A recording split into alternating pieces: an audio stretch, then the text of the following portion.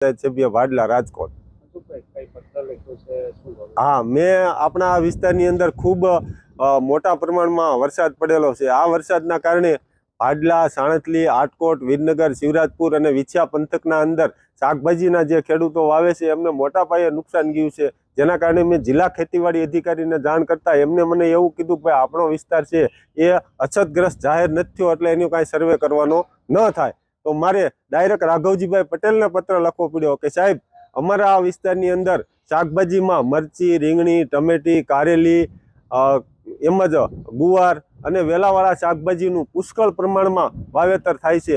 સાણથલી પટ્ટાની અંદર રેશમ પટ્ટો, ગોંડલિયો પટ્ટા, મરચાની વાવેતર થાય છે, ત્યાં પણ મોટા પાયે મરચીની અંદર નુકસાન છે।